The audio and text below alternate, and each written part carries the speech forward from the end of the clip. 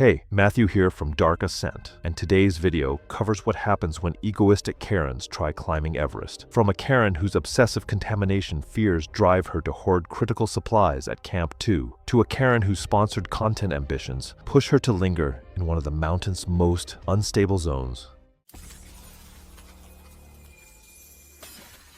It was May 12th, 2016. Base camp at 17,598 feet sprawled across the rocky moraine like a temporary city of colorful tents and prayer flags, while climbers made final preparations in the thin air before dawn. The weather window for summit attempts was closing rapidly, creating an atmosphere of urgency and tension throughout the camp. Magnolia Pristine Ashworth was 42, a pharmaceutical heiress from Connecticut who was accustomed to having staff anticipate her every need. Money had always solved her problems, and she expected the same level of service she received at luxury resorts.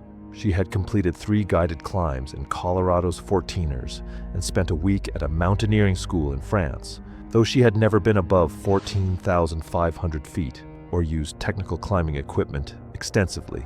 The expedition cost her $85,000, which she considered a guarantee of premium treatment and priority access throughout the climb. The Khumbu Icefall contains some of the world's most dangerous terrain, with massive ice blocks constantly shifting and creating hidden crevasses up to 100 feet deep. Snow bridges over these crevasses can appear solid, but collapse without warning under a climber's weight. The icefall moves up to 3 feet per day, making safe routes obsolete within hours and requiring constant vigilance from climbers navigating the unstable terrain. Fixed ropes and ladder systems provide the only safe passage through this deadly maze of ice and snow. Magnolia demanded her tent be moved to a more level spot, claiming the current location was unacceptable for someone of her status. She insisted on being served meals first, arguing that her dietary restrictions required priority attention over other climbers.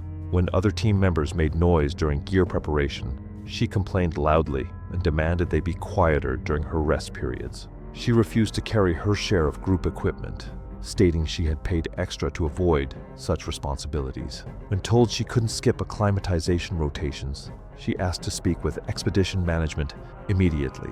She criticized the quality of base camp facilities and demanded upgrades to her accommodation, threatening to leave negative reviews if her concerns weren't addressed.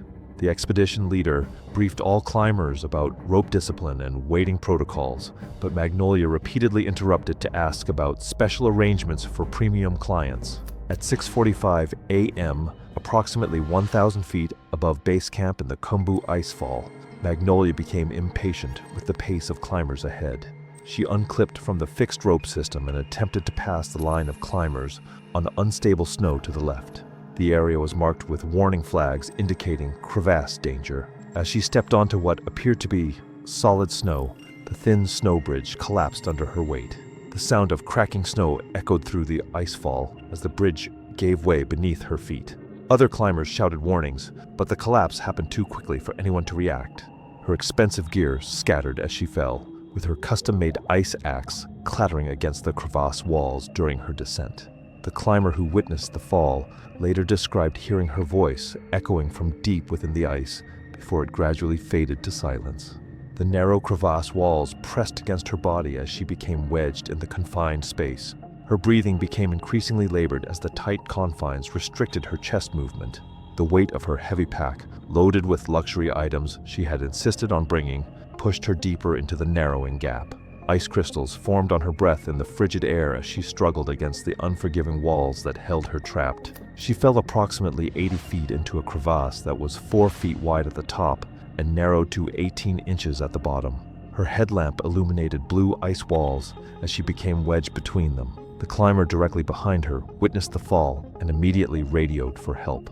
Magnolia was conscious initially, but trapped in a position that restricted breathing. The narrow confines and her heavy pack made extraction impossible with available equipment. The witness radioed base camp at 6:47 a.m. using expedition communication equipment. A rescue team was assembled, but required specialized crevasse rescue gear to be transported up from base camp. The technical rescue took 4 hours to organize due to the location's difficulty and the need for additional anchoring equipment. By the time rescuers reached the crevasse, There was no response to their calls. Magnolia's body was recovered 6 hours after the fall. The medical examiner's report listed cause of death as asphyxiation due to positional compression in a confined space. Contributing factors included failure to follow established safety protocols and attempting to bypass designated climbing routes. The incident was briefly mentioned in climbing publications as a reminder about rope discipline.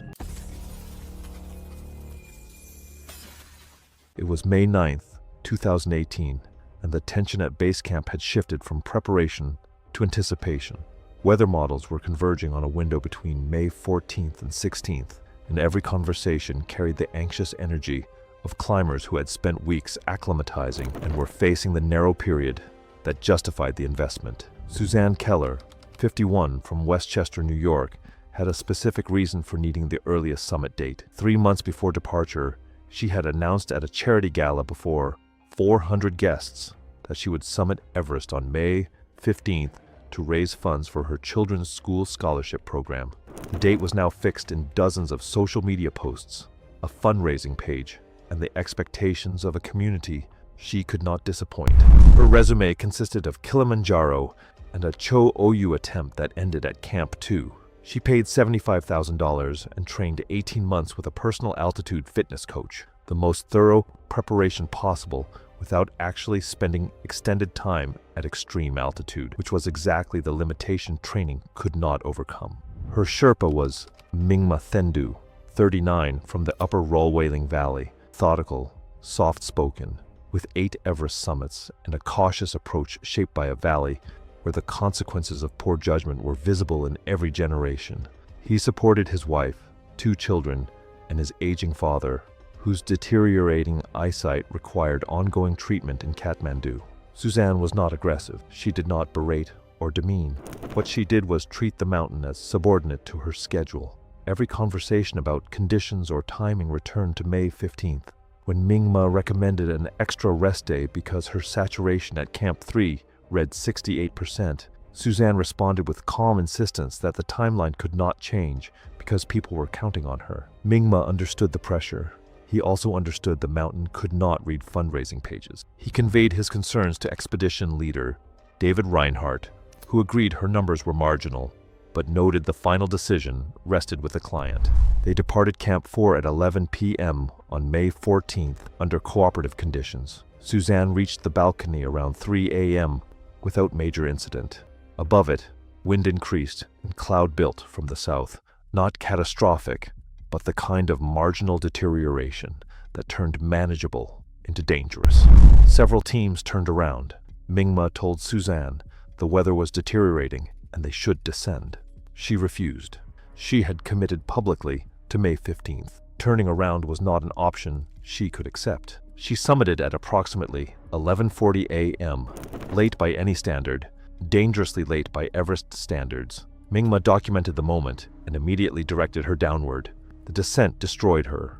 The wind had strengthened to sustained gusts above 40 miles per hour, driving spindrift that reduced visibility to body lengths. Suzanne's pace, already slow on the ascent, collapsed entirely. She stopped every few steps, her body visibly failing as exhaustion and hypoxia compounded with every meter of lost altitude that came too late to reverse what the summit had cost. The oxygen that had sustained her on the way up was running low, and the cold was deepening toward minus 40 degrees Fahrenheit with wind chill.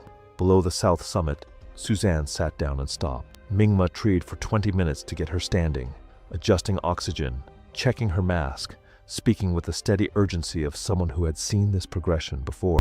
She was conscious but vacant, the person inside retreating from the cold, an effort her training had not prepared her for. Suzanne Keller died on the upper southeast ridge during the afternoon of May 15th. The date she had promised 400 people she would summit.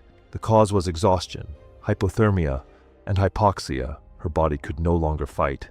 She had reached the summit and been unable to survive the cost of getting there. Mingma spent 4 additional hours in the death zone before a Sherpa team confirmed what he already knew. The repeated bearskin contact required to manage oxygen equipment and carabiners in extreme cold had destroyed tissue in his hands beyond recovery. Surgeons in Kathmandu amputated portions of 4 fingers across both hands. Without reliable grip strength for ice tools and fixed rope hardware, Mingma Thendu's career at extreme altitude was over. He returned to Rulwaling and took work coordinating logistics for trekking groups at elevations that no longer asked his hands for what they could no longer give. 5 Karens, 1 mountain, 5 Sherpas who identified the danger, communicated it clearly, and were overruled by women who believed that payment, preparation, or sheer stubbornness could override what the mountain had already decided. Everest collected every debt. It always does. It was May 23, 2015. Mount Everest rose to 29,032 feet on the border between Nepal and Tibet, the highest peak on Earth. The Hillary Step at 28,839 feet marked one of the final technical obstacles before the summit, where climbers queued on fixed ropes during busy weather windows. Heather Brooke was 33 years old, an accountant from San Francisco, California. She had planned this expedition as the culmination of years of training and saving. Her climbing fitness was good, and she had completed several high-altitude climbs on other mountains. She believed she could move efficiently through the summit push and handle the challenges of the death zone. Everest's summit push required climbers to navigate through the death zone above 26,000 feet, where the human body could not survive for extended periods. The Hillary Step was a near-vertical rock face requiring climbers to ascend and descend using fixed ropes. Traffic jams at the step were common during peak season, causing dangerous delays. Climbers waiting in the death zone depleted oxygen supplies and energy reserves. Frostbite, exhaustion, and oxygen deprivation could occur rapidly during delays. The expedition leader briefed the team at Camp 4 before the summit push. He explained that if traffic was heavy at the Hillary Step, they might need to turn around to avoid dangerous delays. Heather listened but made a comment about not turning back after coming this far. Another climber mentioned that waiting in line at altitude could be fatal. Heather cut him off, saying she had been planning this for years and that she could handle the wait. She added that this was her only chance and she wasn't wasting it. The team left Camp 4 after midnight. Heather climbed steadily through the darkness, using supplemental oxygen and following the fixed ropes. Progress was slow in the extreme altitude. By mid-morning, they reached the Hillary Step. A long line of climbers from multiple expeditions was queued on the ropes. The guide estimated a significant wait. The guide gathered the team and recommended they turn around due to the delay. Heather refused. She said she had come too far to turn back now. The guide explained that waiting would deplete their oxygen and energy, making the descent dangerous. Heather argued that she had enough oxygen and could manage. Other team members agreed to descend, but Heather insisted on staying. The guide reluctantly agreed to wait with her, but emphasized they would need to move quickly once through. Heather waited in line at the Hillary Step for an extended period. The temperature was well below zero. She stood clipped to the fixed rope, barely moving. Her oxygen supply was depleting steadily. Her extremities were becoming numb despite insulated gear. Finally, she reached the base of the step and began ascending the near vertical section. She summited after the extended delay. She spent several minutes on top, taking photos despite the guides urging to descend immediately. By the time they began descending, her oxygen supply was running low. She changed to her reserve cylinder. The descent back to the Hillary Step took longer than expected. Heather's movements had slowed noticeably.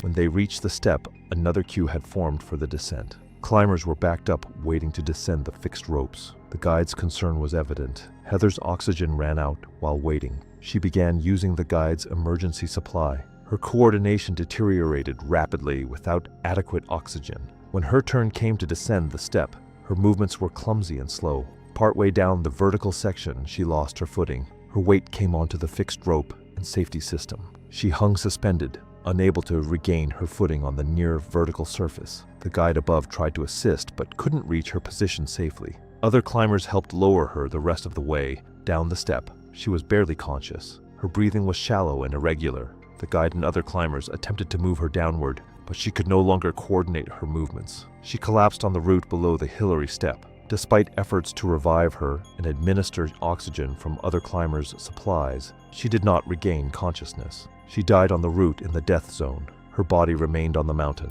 The medical examiner determined that death resulted from severe hypoxia and exhaustion in the death zone. The extended delay at the Hillary Step had depleted her oxygen supply and energy reserves. The lack of supplemental oxygen at extreme altitude had caused rapid deterioration of brain and organ function. Contributing factors included the decision to wait in the queue, despite warnings and extended time in the death zone without adequate oxygen. The death was ruled accidental.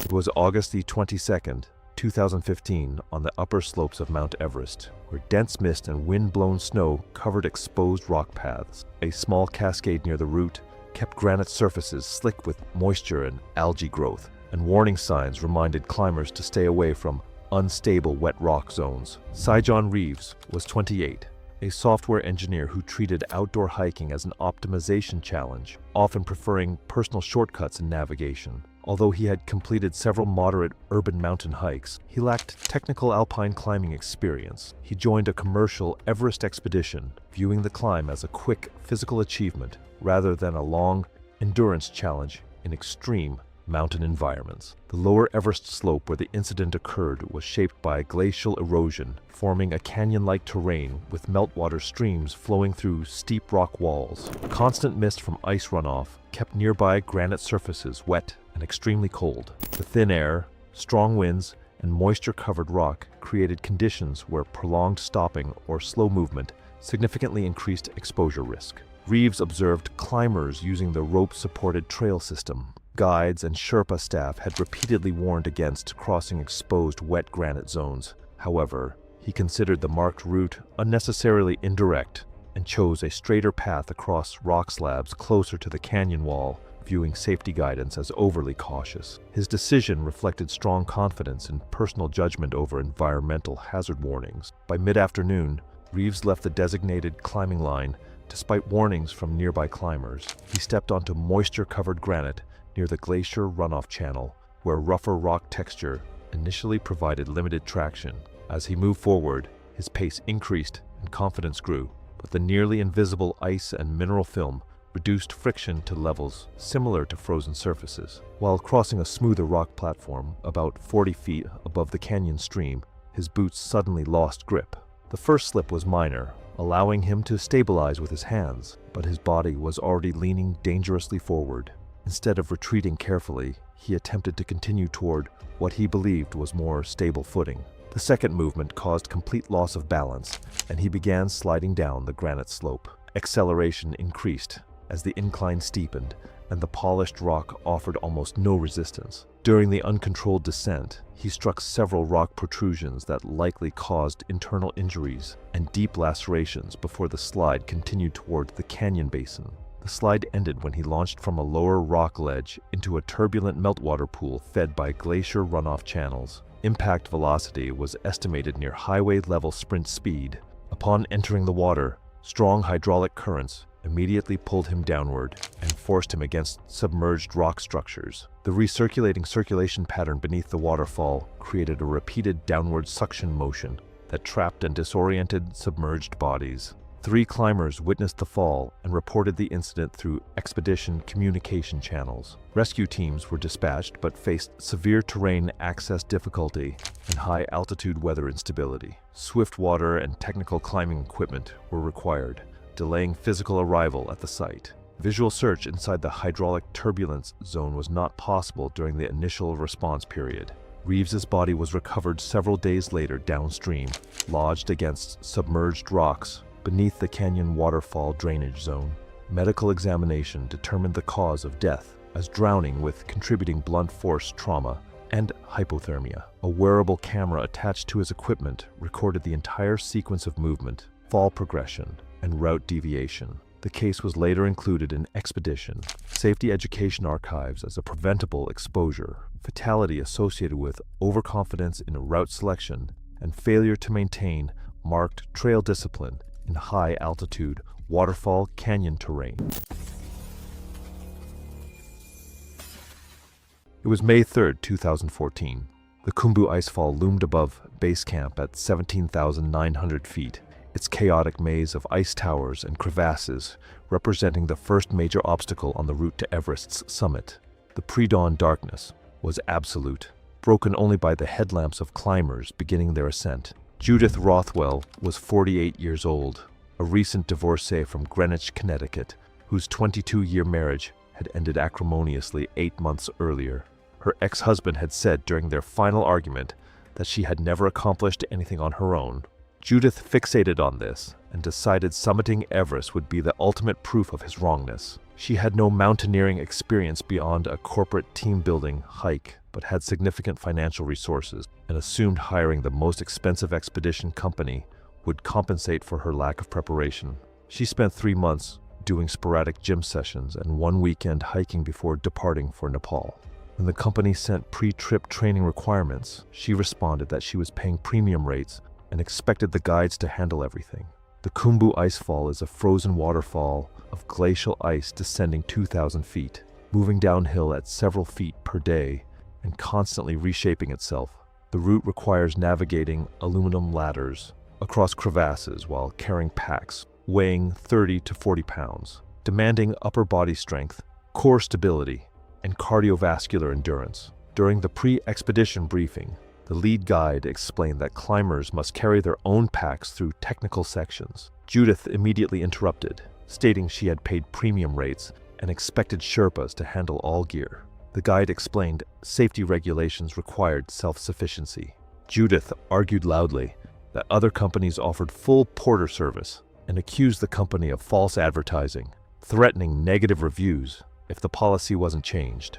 The expedition included 3 days of training. Judith struggled badly, showing poor balance and falling twice during practice. When the guide suggested she reconsider the expedition, given her lack of experience, Judith demanded to speak to management and insisted the guide's job was to get her to the summit regardless of her skill level. On May 3rd, the team departed base camp at 2:30 a.m. Judith immediately fell behind. Within the first hour, she demanded a Sherpa carry her pack, becoming hostile when told it was impossible, and complained the company had deliberately misled her about the difficulty. By the time they reached the first major ladder, crossing at dawn, she had been climbing nearly 4 hours and was exhausted. She froze at the ladder's edge while other groups backed up behind them. After 15 minutes, she finally crossed, taking nearly 10 minutes to complete it. The team continued upward. Judith's pace deteriorated to roughly 100 feet every 20 minutes. By 9 a.m., they had covered less than half the distance to Camp 1. At a near vertical ice wall, Judith attempted to climb but lacked the strength. After 3 attempts, she sat down and stated she could not continue, blaming the guide for failing to provide adequate support. The guide radioed for 2 Sherpas from base camp, a wait of at least 2 hours. Judith sat silently, no longer responding. At 10:45 a.m., Judith suddenly stood and announced she needed photos to document her experience. Before the guide could stop her, she unclipped from the fixed rope and walked approximately 15 feet to her right. The guide immediately called for her to return. She ignored him, taking 3 more steps onto snow-covered ice. The surface collapsed beneath her and she dropped into a crevasse, her scream cutting off as she disappeared into darkness. The guide radioed for emergency assistance. 2 Sherpas arrived within 30 minutes. One was lowered into the crevasse and found Judith's body at approximately 80 feet, wedged between narrowing ice walls, not breathing, with no pulse and her neck bent at an unnatural angle. Extraction took nearly 3 hours. She was pronounced dead at 6:30 p.m. Death had been nearly instantaneous. A fractured skull and broken neck from an 80-foot fall against ice walls. The investigation noted she had unclipped from the fixed rope herself, leaving no safety system to arrest the fall. No findings of negligence were made against the expedition team. Her phone was recovered intact. The final photos on it were wide shots of the icefall, time-stamped 4 minutes before she fell.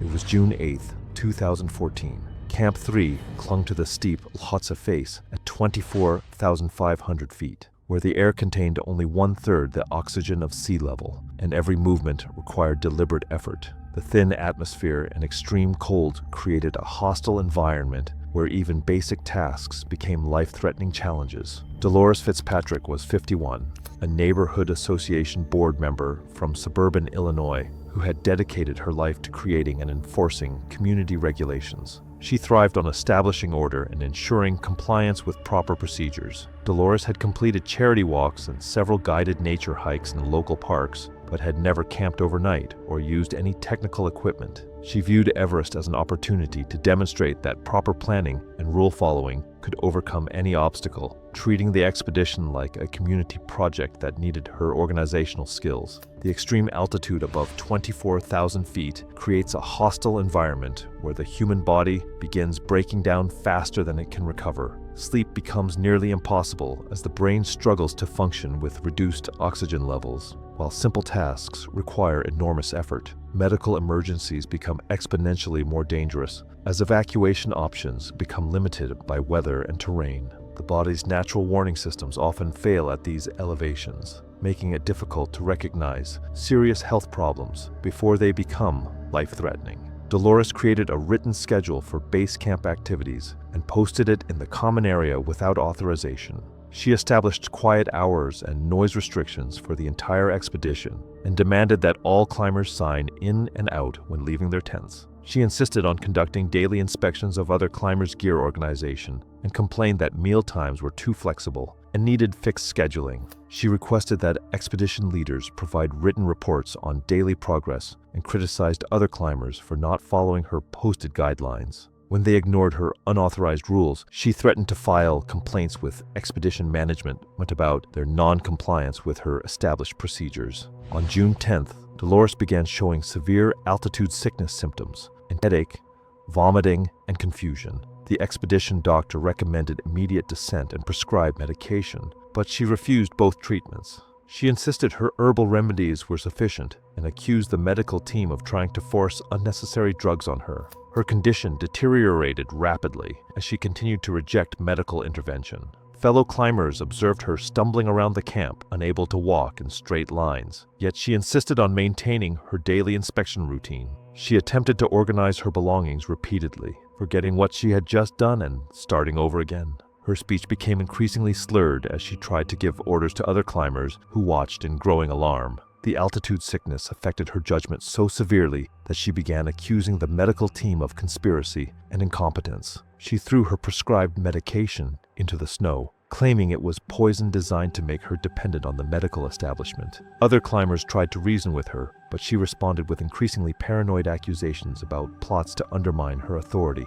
Her coordination failed as she attempted to write additional rules and regulations, her handwriting becoming illegible scrawls. By evening, her symptoms had progressed to include difficulty walking and slurred speech, indicating possible cerebral edema. Other climbers observed her applying essential oils to her temples and consuming herbal tinctures instead of taking prescribed medication. At 11:30 p.m., she was found unconscious in her tent by her tent mate. Her breathing was labored and irregular, and she was unresponsive to verbal stimuli. The tent mate immediately alerted the expedition doctor at 11:35 p.m. Medical assessment revealed signs of high-altitude cerebral edema, altered consciousness, and ataxia. Emergency descent was initiated, but her condition deteriorated rapidly during transport. Radio contact with base medical was established, but evacuation from that altitude in darkness was impossible. Dolores died at 3:20 a.m. on June 11th during the emergency descent. The medical examiner's report listed cause of death as high-altitude cerebral edema, with contributing factors of refusal of standard medical treatment and delayed descent. Evidence recovered from her tent included unused prescription altitude medication and various herbal supplements. The investigation noted that early medical intervention could have prevented the fatal outcome. It was May 6, 2016, and Everest Base Camp at 17,600 feet was entering the final stretch before the spring summit window. 14 commercial expeditions filled the tent city across the Khumbu Glacier, prayer flags snapping above cook tents where juniper smoke mixed with a mineral bite of glacial ice. Morning temperatures hovered near 18 degrees Fahrenheit, warming into the low 30s by afternoon. Radios crackled with weather data and rotation schedules, and every conversation carried the same undercurrent. The window was close. Among those preparing was Linda Hargrove, a 52-year-old from Scottsdale, Arizona, who had retired 3 years earlier from a senior director role at a pharmaceutical distribution company. 26 years of managing national sales territories had built a personality that treated timelines as non-negotiable and pushback as a problem to be escalated. She had climbed Kilimanjaro and Aconcagua, both guided, both successful, and both reinforcing a belief that preparation and persistence were the only variables that mattered. She paid $68,000 to a mid-tier Nepali operator and arrived at base camp with a personal itinerary, mapping every rotation and summit date against historical weather averages she had compiled herself. Her assigned Sherpa was Kancha Wongdi, 41, from Tame Village, a veteran of 11 Everest summits across 18 seasons. His reputation among operators was built on reading clients accurately and managing the ones who confused paying for a summit attempt with purchasing a guaranteed outcome. His income supported his wife, 3 children, and his elderly mother, whose diabetes medication consumed a growing share of what he earned each season. The friction began at the first acclimatization briefing, when Linda interrupted expedition leader Prakash Tamang 3 times to propose schedule modifications, compressing rest days, skipping a night at Camp 1, adjusting departure times based on her research. Prakash explained that acclimatization was physiological, not logistical.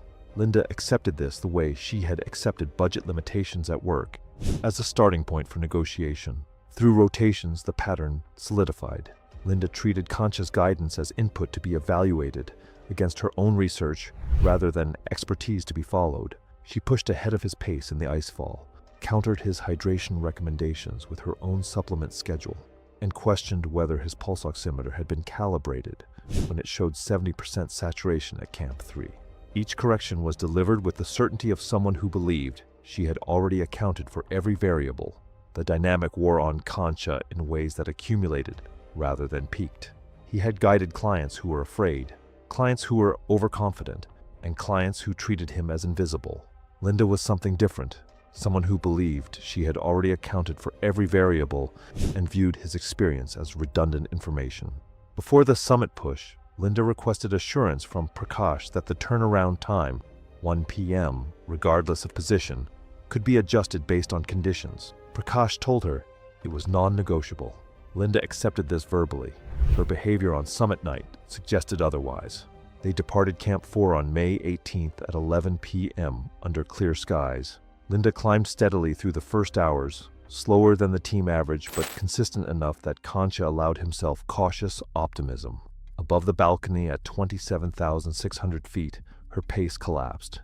15 steps, then a 2-minute rest, then 10 steps and longer pauses. By 1 p.m. they had reached approximately 28,500 feet, with the turnaround hitting. Kancha told her directly they needed to descend. Linda pointed upward. The summit was visible, and continued climbing without acknowledging the instruction. Her voice was flat, her gestures delayed. Kancha checked her saturation. 59%. The woman making the decision to continue was no longer functioning clearly enough to make it. 1 p.m. passed. Linda kept climbing. Around 3:30 p.m., at approximately 28,700 feet, she sat down on the track and stopped responding entirely. Her eyes were open, but tracked nothing. Her hands rested in her lap without coordination to adjust her mask. The cerebral edema had progressed past the point of participation. Kancha began lowering her, clipping her harness to the fixed line, managing dead weight through technical terrain as temperatures dropped toward minus 35 degrees Fahrenheit with wind chill. The work required removing his outer gloves repeatedly to manage carabiners with the precision the terrain demanded. For 2 hours he worked alone before a Sherpa team from Camp 4 met him and helped bring her down. Linda Hargrove was pronounced dead at Camp 4. The cause was high-altitude cerebral edema, compounded by hypothermia. Kancha reached camp with severe frostbite on 7 fingers and all 10 toes, the result of hours of bare-handed rope work in extreme cold. Doctors in Kathmandu amputated portions of 3 fingers and 2 toes. The damage ended his ability to grip ice tools or wear crampon-compatible boots for extended climbing. He returned to Tem and took work managing a lodge. His guiding career was over at 41. It was April 14th, 2015. Mount Everest rose to 29,032 feet on the border between Nepal and Tibet, the highest peak on Earth. Base camp sat at 17,600 feet, where climbers registered with expedition companies and liaison officers before attempting the summit. Denise Carmichael was 42 years old. an insurance claims adjuster from Scottsdale, Arizona. Her experience consisted of 2 guided day hikes in Sedona and 1 summit of a 10,000-foot peak in Colorado. She had paid for a budget expedition package, but believed the mandatory liaison officer registration was unnecessary bureaucracy designed to generate revenue rather than ensure safety. Everest's routes above base camp required specialized high-altitude equipment and acclimatization. The Khumbu icefall between base camp and Camp 1 was a maze of shifting ice blocks and hidden crevasses. Weather patterns shifted rapidly at extreme altitude, with temperatures well below freezing even during climbing season. Supplemental oxygen became critical above 26,000 feet. Climbers followed fixed rope routes established by climbing teams. A registration tent at base camp processed climbing permits and route assignments. Denise approached the checkpoint and asked about the route. The liaison officer explained the permit system and the requirement to register her climb with her expedition group. She argued that permits were revenue generation schemes. The officer explained that permits helped coordinate rescues and track climber locations on the mountain. Denise's voice grew louder as she insisted she had prepared thoroughly. She stated that she had paid thousands of dollars for the expedition and had a right to climb independently. Other climbers waiting in line watched the exchange. The officer repeated that climbing without proper registration violated regulations and created safety risks. Denise remained at the checkpoint, arms crossed, insisting the policy was unreasonable.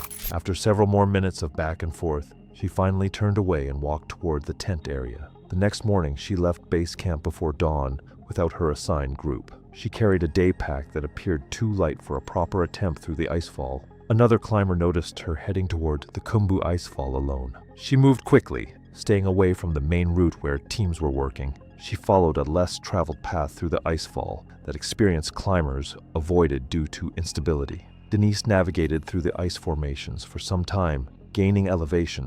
The route narrowed as it approached a section where ice blocks towered overhead. She had minimal equipment and no partner for safety. She began crossing a snow bridge over a crevasse. Her right foot broke through the thin snow layer. She lost balance and fell through the surface. She dropped into the crevasse, falling before wedging between ice walls and a narrow shaft. The fall had caused injuries, including a fractured leg and severe bruising to her torso. She tried to climb out, but couldn't manage the smooth ice walls with her injuries. The crevasse was only a few feet wide at her position, with no way to maneuver. She pulled out her phone, but had no signal. She had limited water and some food. No rope, no ice axe, no emergency beacon beyond her phone. The temperature inside the crevasse was well below freezing. She remained wedged in that position. Hours passed. The limited daylight that reached the crevasse faded. Temperature dropped further as darkness came. By the second day, she was shivering uncontrollably. Her movements were slow and uncoordinated from the cold and altitude. She attempted to shift position, but managed only slight movements. The extreme cold continued. She had been without adequate water. Her body was shutting down from hypothermia, shock from the injuries, dehydration, and altitude effects at nearly 19,000 feet. She lost consciousness sometime on the third day. A team working on the fixed ropes spotted the collapsed snow bridge. They investigated and found her in the crevasse. A rescue team reached her location. She had no pulse and was not breathing. The medical examiner determined that death resulted from severe hypothermia, dehydration, shock from untreated injuries, and altitude-related complications. The fractures had caused blood loss and compromised the body's ability to regulate temperature in the extreme cold. Dehydration and the thin air at that elevation had accelerated the decline. The lack of emergency equipment, adequate supplies, and communication devices meant she had no way to signal for help. The death was ruled accidental. Her expedition company reported her missing when she failed to return to base camp.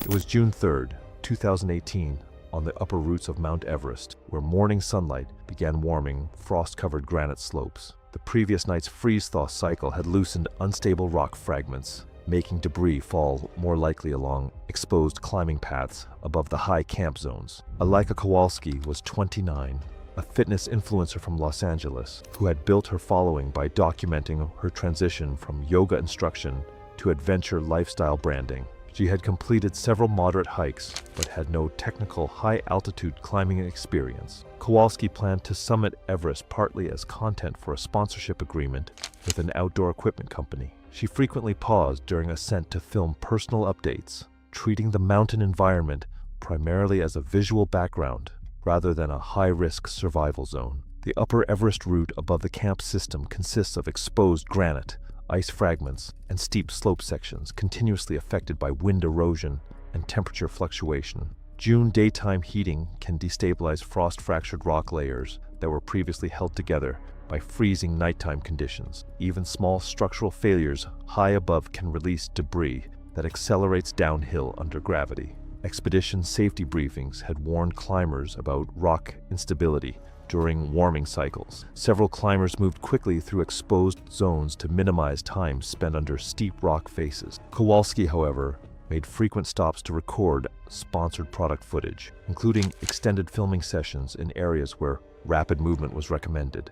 By late morning, she reached a switchback zone below the western summit wall, where the route passes directly beneath unstable cliff formations. Other climbers traversed this section at steady pace, but Kowalski stopped for nearly 20 minutes to film content featuring a branded hydration product with the summit ridge visible behind her. As sunlight struck the upper mountain wall, frost-bound granite began warming and losing structural cohesion. Approximately 200 feet above her position, a rock section began to fail. The initial collapse involved a granite slab roughly 3 feet by 2 feet and estimated to weigh several hundred pounds. The primary fragment struck a lower ledge system and shattered into multiple pieces while triggering secondary rock displacement. Dozens of smaller stones were released, forming a cascading rockfall, moving directly down the slope.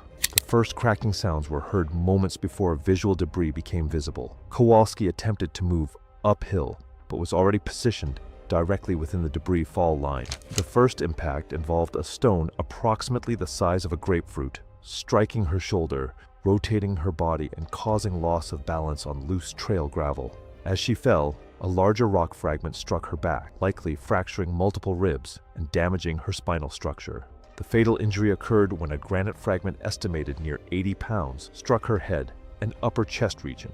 The impact caused catastrophic blunt force trauma and immediate loss of consciousness. The rockfall sequence lasted approximately 8 seconds from initial structural failure to final impact. 2 climbers approximately 100 yards below witnessed the event and reported it immediately. Rescue coordination was delayed due to high winds and continuing rockfall instability. Medical and recovery teams reached the site several hours later after slope safety assessment. Kowalski was found deceased at the scene. Medical examination determined the cause of death as catastrophic blunt force trauma. Audio data from her recording equipment captured the sound of the rockfall sequence and final movement moments. Expedition safety reports later used the case to emphasize hazard awareness regarding prolonged exposure in rockfall zones on the upper slopes of Mount Everest. The incident was included in Mountain Safety Education Archives as an example of environmental risk underestimation, route discipline failure, and overconfidence in personal conditioning in high-altitude terrain. It was May 15th, 2017. Camp 3 clung to the Lhotse face at 23,500 feet, a collection of small tents perched on narrow platforms carved into steep ice. The wind howled at 40 miles per hour, and the temperature had dropped to -10 degrees Fahrenheit as afternoon faded toward evening. Stephanie Harmon was 35 years old, a personal trainer and fitness studio owner from Denver who held multiple certifications in strength, conditioning, and athletic performance. She arrived convinced her training had pre-adapted her body to altitude and that standard protocols were overly conservative for someone at her fitness level. She repeatedly told other climbers that most altitude problems stemmed from poor conditioning rather than genuine physiological limitations. At 23,500 feet, atmospheric pressure is roughly 1/3 of sea level, meaning each breath delivers only 1/3 of the oxygen the body needs. Pulmonary edema occurs when low oxygen causes blood vessels in the lungs to constrict unevenly, forcing fluid into the air sacs where oxygen exchange happens. The accumulation makes breathing progressively more difficult, eventually drowning the victim. During the first rotation to Camp 2, Stephanie maintained a strong pace and showed no altitude sickness. She spent the rest day doing bodyweight exercises outside her tent. The expedition doctor explained unnecessary exertion was counterproductive, as the body needed energy for acclimatization. Stephanie dismissed this, citing muscle protein synthesis research and arguing that active recovery was superior to passive rest. During the second rotation, she again performed well, but hiked several hundred feet up the western CWM on her rest day, despite being explicitly told not to. She privately told other climbers the protocols were designed for average fitness levels, not athletes like herself. On May 14th, the team climbed from base camp to Camp 2, then continued to Camp 3 the following morning. Stephanie arrived in the early afternoon and spent 30 minutes outside organizing gear rather than resting, exposing herself to brutal cold and wind. By early evening, she had developed a dry cough. By 8 p.m., she was breathing rapidly and felt short of breath lying still. Sleep was impossible. At 10 p.m., she called to the guide, reporting difficulty breathing. He listened to her lungs and heard faint crackling. Her cough had become wet, producing pink-tinged sputum.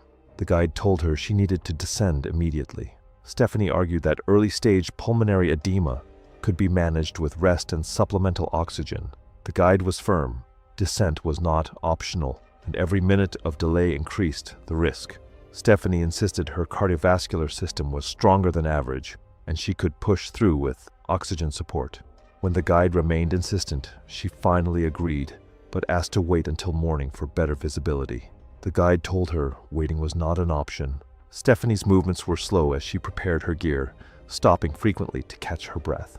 Putting on boots and harness took nearly 20 minutes. 2 additional guides joined and clipped her into the fixed rope. The descent down the Lhotse face at night was treacherous. Stephanie's breathing was loud and ragged, audible over the wind. After descending roughly 500 feet over an hour, she sat down and could not continue. The guide placed an oxygen mask at maximum flow, but her breathing remained labored. Her lips and fingernails had taken on a bluish tint. Over the next 30 minutes, her breathing became a wet, gurgling sound. She began coughing up pink, frothy fluid, could no longer stand, and appeared confused. The guides rigged a short rope system and began lowering her down. Stephanie lost consciousness at approximately 23,000 feet, roughly 90 minutes into the descent.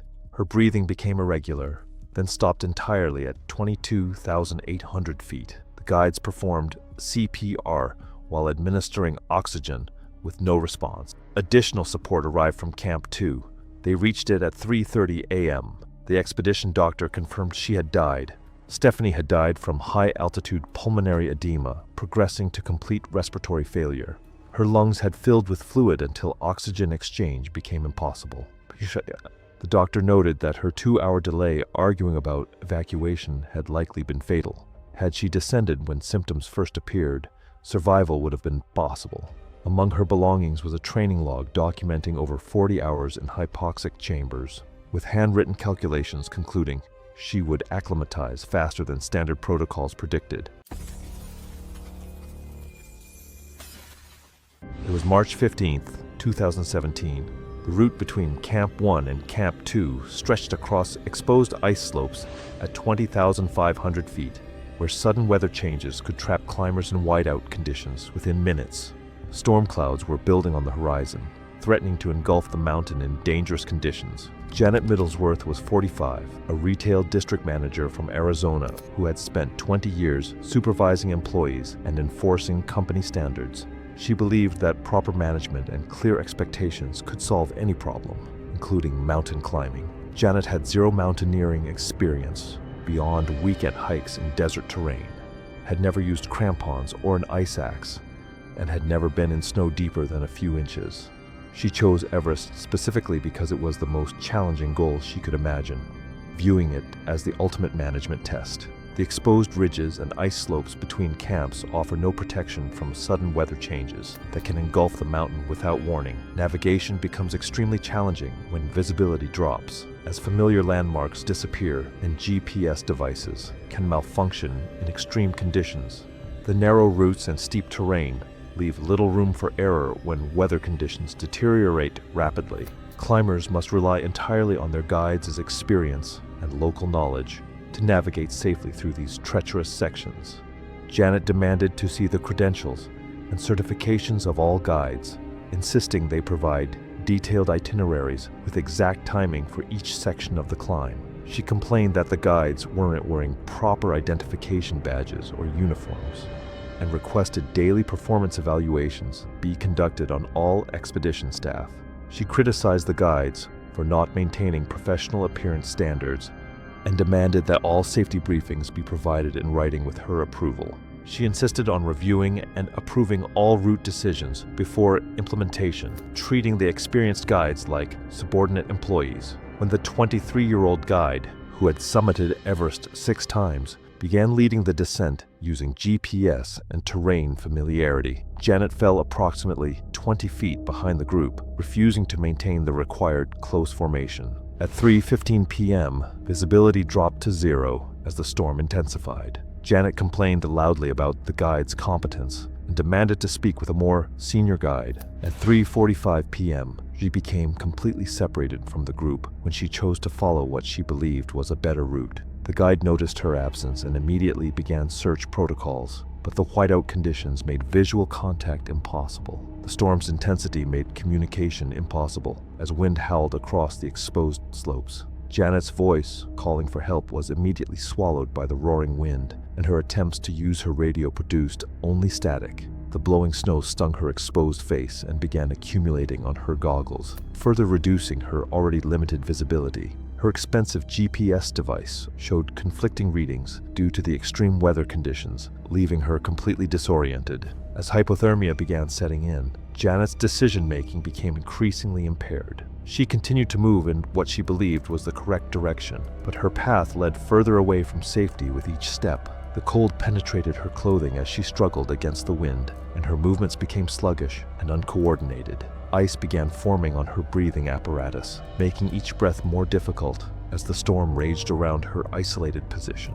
Janet continued descending in the wrong direction, moving further from the established route. By 4:30 p.m., she was completely lost and began showing signs of panic and hypothermia. The guide radioed base camp at 4 p.m., reporting a missing climber. Search teams were organized, but the storm conditions prevented immediate deployment. GPS tracking showed Janet's last known position, moving away from the safe descent route. Radio attempts to contact her personal device received no response. The storm continued for 8 hours, preventing any rescue attempts until the following morning. Janet's body was found 400 yards from the established route, approximately 1,000 feet below where she was last seen. The medical examiner determined cause of death was severe hypothermia, with contributing factors of exposure and exhaustion. Evidence showed she had attempted to build a snow shelter, but lacked proper technique. The investigation concluded that failure to follow guide instructions and separation from the group during whiteout conditions led to her death. It was May 11th, 2017, and Camp 2 at 21,200 feet sat in the western CWM, surrounded by the walls of Nuptse and Lhotse that reflected sound and light until the space felt compressed despite its scale. Teams clustered in small tent villages, climbers spending rest days hydrating and studying weather forecasts that would determine when they went higher. Margaret Sinclair, 44, from Denver, Colorado, had come to Everest better read than almost anyone in her expedition, and less prepared than she believed. She had consumed every major Everest book published in the previous 2 decades, referencing them with precision that other climbers found initially impressive and eventually exhausting. She had climbed Rainier twice and Elbrus once, experiences that gave her familiarity with crampons, but nothing approaching an 8,000-meter peak. She paid $65,000 to a reputable Western-led expedition. Her Sherpa was Thendup Gyaltsen, 36, from Namche Bazaar. Quiet, technically excellent, with 7 Everest summits and the calm that came from having seen enough emergencies to know which he could fix and which he could only survive. He supported his wife, a young son, and contributed to his nephew's school fees after his brother's death in a trekking accident. Margaret's defining behavior was correction. She corrected Thendup on Sarak names in the icefall, on details of the 1996 disaster, on pacing strategy based on physiological studies she had read. Each correction carried the implication that her research superseded his direct observation. Thendup handled it by framing recommendations as observations rather than instructions, a strategy that worked until altitude began revealing what books could not teach. During the 3rd rotation, her oxygen saturation dropped to 66% at Camp 3. Her breathing had developed a faint wet quality, a subtle crackling on deep exhales that Thendop recognized as the earliest sign of fluid accumulating in the lungs. He told her directly that the sound suggested beginning stages of high-altitude pulmonary edema and recommended immediate descent. Margaret dismissed it, citing a medical text about the difficulty of distinguishing early HUP from upper respiratory infection without imaging. Expedition leader James Halloran heard the same crackling and recommended descent. Margaret attributed it to a cold and descended the following morning as scheduled, but the lung damage had already begun accumulating. The summit push launched May 19th.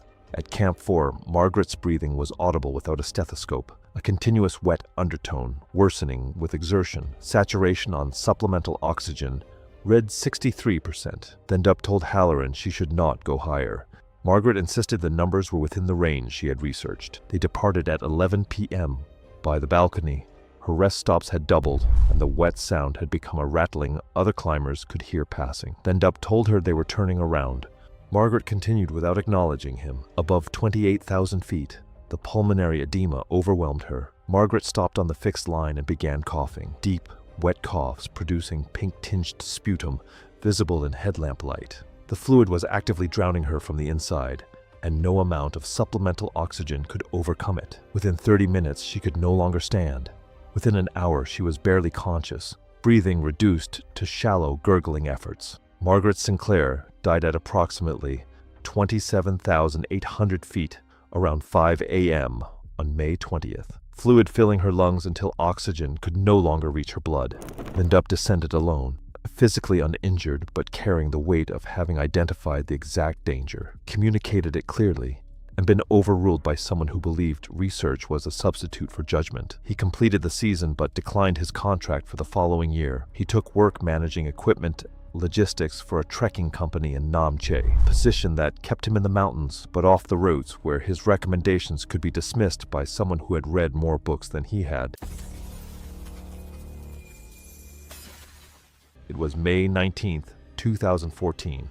Mount Everest rose to 29,032 feet on the border between Nepal and Tibet, the highest peak on Earth. Camp 4 sat at 26,000 feet in the death zone, where climbers made their final preparations before summit attempts during narrow weather windows. Lorraine Vasquez was 45 years old, a dental hygienist from Portland, Oregon. She had paid significant money for a commercial expedition package with a well-known guiding company. Her climbing experience was limited to guided trips on lower altitude peaks. She had trained for over a year, but had never spent extended time above 20,000 feet. She viewed the expedition as a once-in-a-lifetime achievement and had made the expedition a central part of her identity for the past year. Everest's summit push from the South Col required climbers to ascend over 3,000 feet through the death zone, where the human body deteriorates rapidly due to oxygen deprivation. The standard protocol involved leaving Camp 4 around midnight to reach the summit by mid-morning and descend before afternoon weather deteriorated.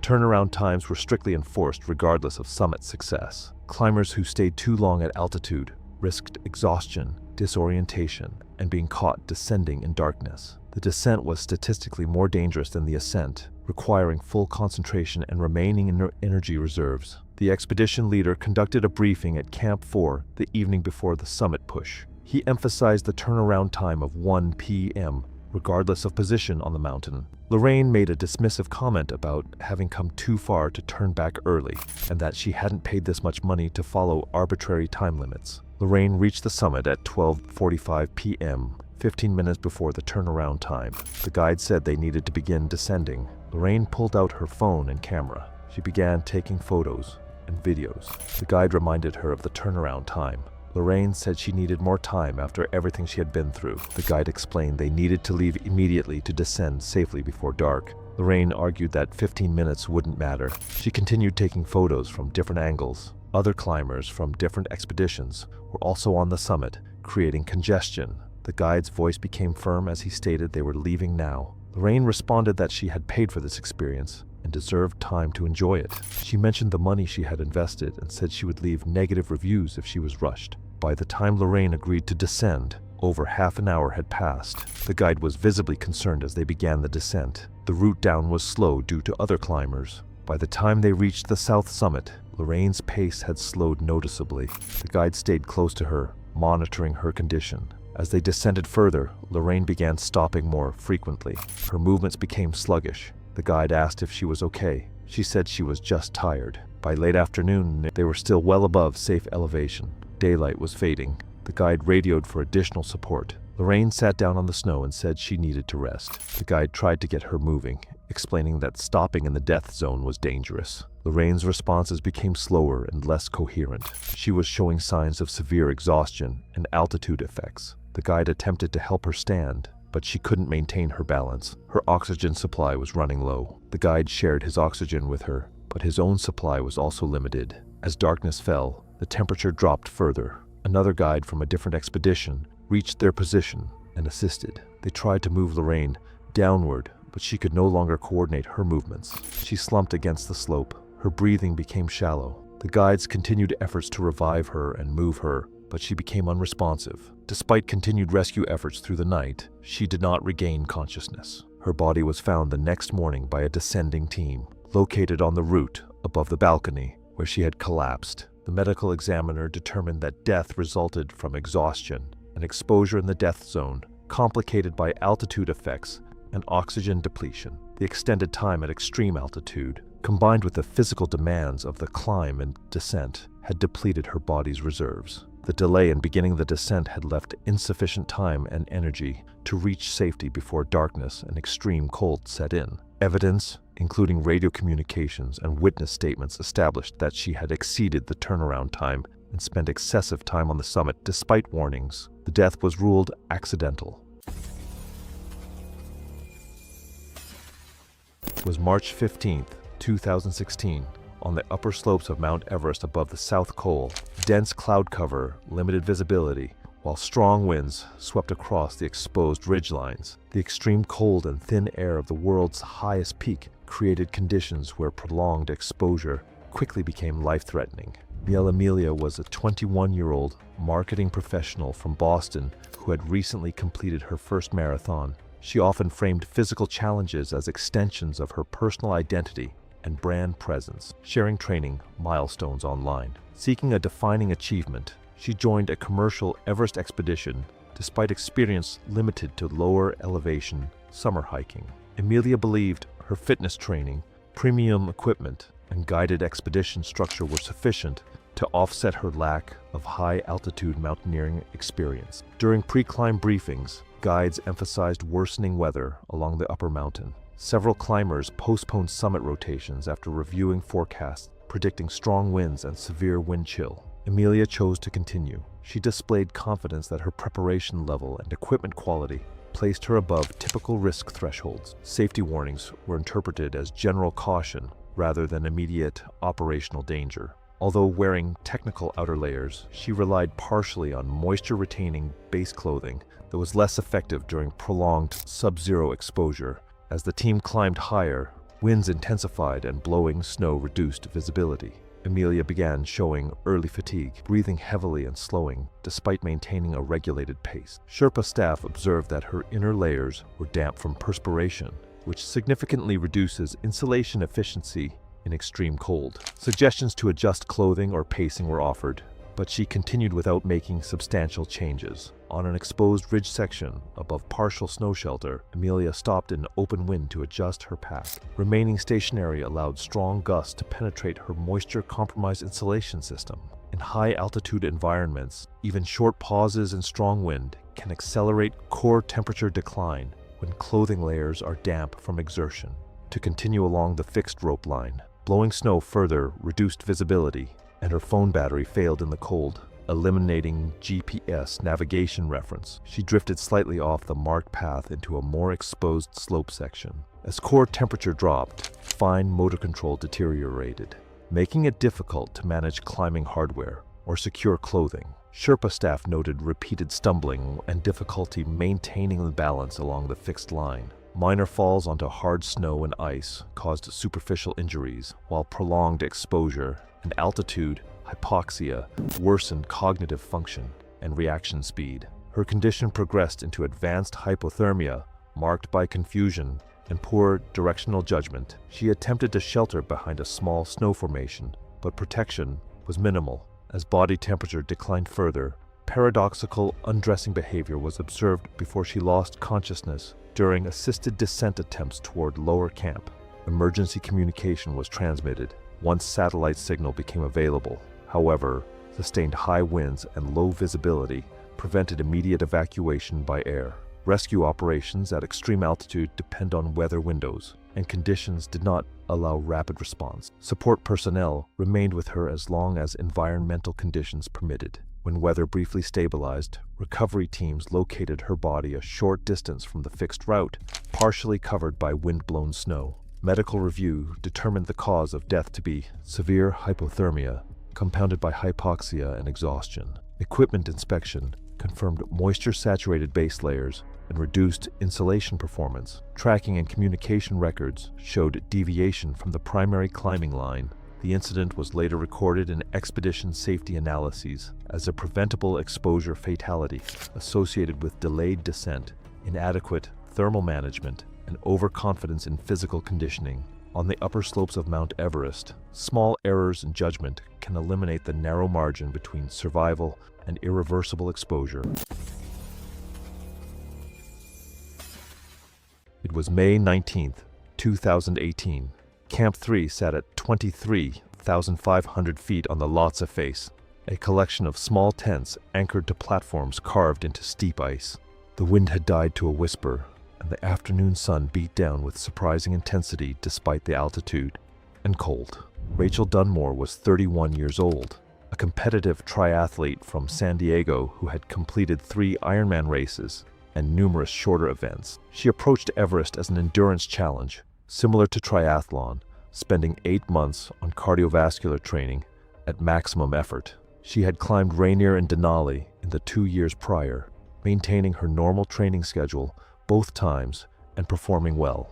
She arrived in peak physical condition with a resting heart rate in the low 40s and openly criticized other climbers who followed rest protocols, stating altitude problems were due to poor fitness and that people used altitude as an excuse for being out of shape.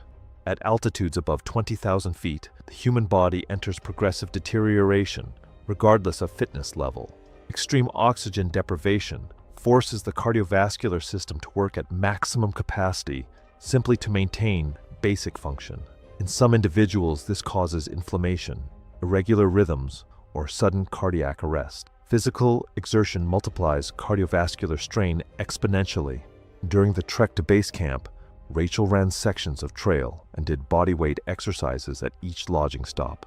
At base camp, she ran to the icefall and back while others rested. The expedition leader explained that unnecessary exertion consumed energy reserves needed for the upper mountain. Rachel dismissed this, stating her body's needs were different and that standard protocols were designed for people who didn't understand proper training. She suggested the company's conservative approach was holding back stronger clients. During the first rotation to Camp 1, Rachel spent rest periods doing mobility work instead of recovering.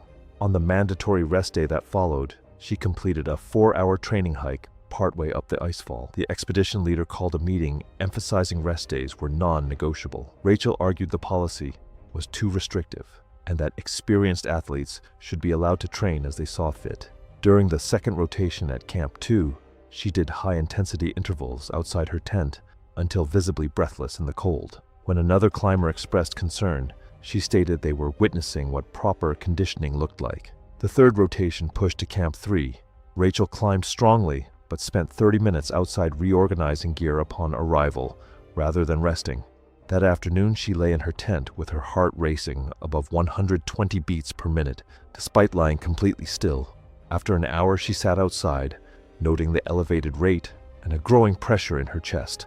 The guide checked her oxygen saturation, found it lower than expected, and listened to her heart, hearing an irregular rhythm with occasional extra beats. He told her she needed to descend to Camp 2 immediately. Rachel argued that irregular heartbeats were common at altitude, and she just needed rest, adding that she had experienced similar symptoms during intense training blocks and they always resolved on their own. The guide explained cardiac issues at this altitude could escalate to life-threatening within minutes. Rachel accused him of overreacting and suggested his lack of athletic background made him overly cautious about normal training stress. She agreed to descend but insisted on waiting an hour. The guide agreed to monitor for 30 minutes only. Not long after, the chest pressure intensified and her heart rate was over 140 lying down. They began preparing to descend, but getting her boots and harness on left her breathless, the chest pressure now painful. 2 additional guides joined them. The descent began at 4:30 p.m. After roughly 300 feet over half an hour, Rachel stopped, reporting intensified chest pain and extreme weakness. Her face was pale and her breathing rapid. She became confused and disoriented, then unresponsive. She slumped forward, unconscious, and within seconds her heart stopped entirely. The guides began CPR while holding position on the steep ice face. Additional support arrived from Camp 2 within 20 minutes, but nearly an hour of continuous resuscitation produced no response. Her body was lowered down the Lhotse face after dark, reaching Camp 2 well into the night. The expedition doctor confirmed cardiac arrest caused by fatal rhythm disturbance at extreme altitude. Her heart had been under severe cumulative stress from oxygen deprivation, compounded by relentless physical exertion maintained throughout the entire expedition. Her exceptional fitness had allowed her to push through early warning signs until her heart simply gave out. Among her belongings was a training log documenting high-intensity workouts every single day of the climb. Her final entry, written that morning, noted she felt strong and ready for the summit push. It was May 19th, 2018. The Hillary Step area at 28,700 feet marked the final technical challenge before Everest's summit, where climbers moved through the death zone with only minutes of survival time without supplemental oxygen. The extreme altitude and harsh conditions made every breath a struggle and every movement a calculated risk. Araminta Fairweatherstone was 47, a frequent complainant from an affluent suburb who maintained detailed records of every unsatisfactory service experience and regularly demanded refunds or compensation. She operated under the belief that paying premium prices guaranteed perfect outcomes and that any disappointment warranted immediate correction. Araminta had never climbed anything higher than a local hiking trail and had no outdoor experience beyond day trips to scenic overlooks. She selected Everest specifically because it was the most expensive and prestigious climbing goal available, viewing it as the ultimate luxury adventure experience. The final approach to Everest's summit pushes climbers through the most extreme conditions on Earth, where every step requires maximum effort and minimum oxygen. The technical climbing sections demand precise movements while wearing bulky protective gear in sub-zero temperatures. Weather windows for summit attempts are measured in hours, creating intense pressure to maintain pace regardless of physical condition. The psychological stress of achieving a lifelong goal can cloud judgment at the exact moment when clear thinking becomes most critical for survival. Araminta demanded detailed explanations for every aspect of the climbing schedule and route selection, insisting on reviewing and approving all promotional materials used by the expedition company. She complained that the base camp facilities didn't match the website descriptions and requested written guarantees about summit success rates and weather conditions. She demanded that guides provide constant updates on her progress compared to other climbers. She insisted on receiving daily reports about expedition performance metrics and threatened to leave negative reviews and demand refunds if any aspect of the experience was unsatisfactory. Her complaints focused on false advertising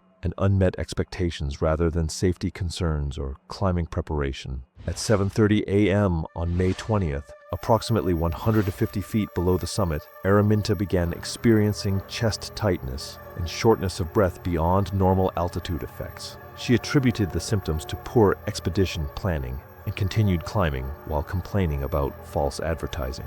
At 8:15 a.m., she reached the summit but immediately began criticizing its appearance and demanding explanations for the discrepancy with promotional photos. The summit's appearance failed to meet her expectations based on professional photographs she had seen in marketing materials. She complained loudly about the lack of clear views due to clouds and demanded to know why the expedition company hadn't guaranteed better weather conditions. Her voice became increasingly strained as she berated her guide about the summit's disappointing size and unremarkable features. Other climbers watched in disbelief as she threatened to demand a partial refund for the substandard summit experience. Her agitation and physical exertion in the extreme altitude began taking a severe toll on her cardiovascular system. The combination of her hidden heart condition, extreme altitude, and emotional stress created a perfect storm for cardiac failure. She continued her complaints even as her breathing became labored, insisting that the expedition company had misrepresented the summit experience. Her face began showing signs of oxygen deprivation, but she attributed her discomfort to anger rather than medical emergency. The extreme exertion combined with altitude stress triggered severe chest pain. She collapsed at 8:25 a.m. while posing for summit photos. Other climbers observed her clutching her chest and gasping for air. Her lips turned blue, and she lost consciousness within 2 minutes. A climber with medical training immediately began CPR, while others administered supplemental oxygen. Radio contact with Base Camp Medical was established at 8:30 a.m. Due to the extreme altitude and weather conditions, helicopter evacuation was impossible. The medical team attempted resuscitation for 45 minutes, but her heart rhythm could not be restored. Araminta was pronounced dead at 9:10 a.m. on the summit of Mount Everest. The medical examiner's report listed cause of death as massive myocardial infarction, triggered by extreme altitude and physical stress. Contributing factors included concealment of pre-existing cardiac condition and failure to disclose relevant medical history. Investigation revealed prescription heart medication in her personal belongings that had not been reported during medical screening. It was April 28, 2013, and the route between Camp 1 and Camp 2 crossed the western Sea of UM, a broad glacial valley that turned into a solar oven by mid-morning as sunlight reflected off the ice walls of Noptse and Lhotse. The traverse gained minimal elevation, but stretched for miles across crevasses, hidden by thin snow bridges. Morning cold gave way to temperatures past 40 degrees Fahrenheit in direct sun, accelerating dehydration at 20,000 feet.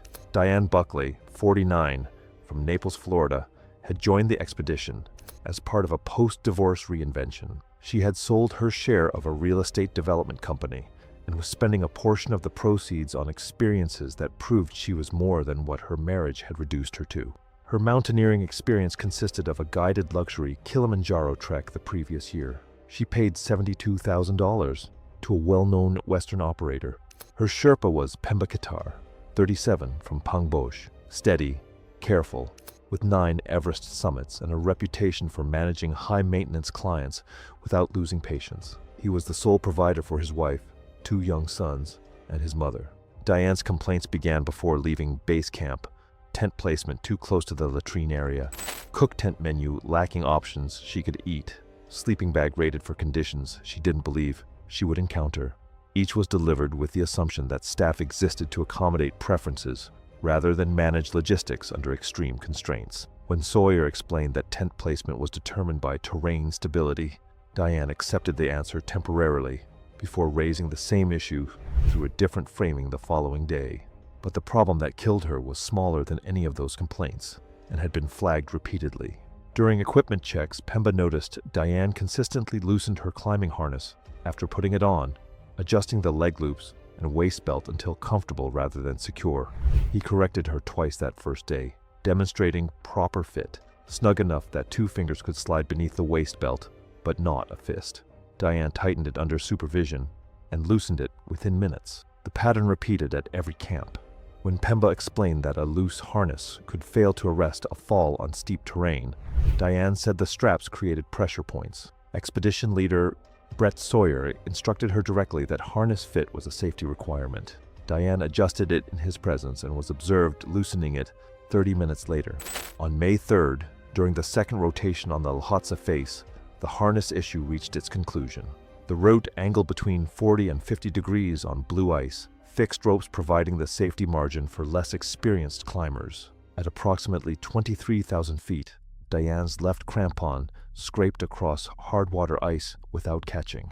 Her boots skated out, and her body weight transferred to the Jumar on the fixed rope, which should have held her in position while she regained footing. Instead, the loosened waist belt rode upward under load.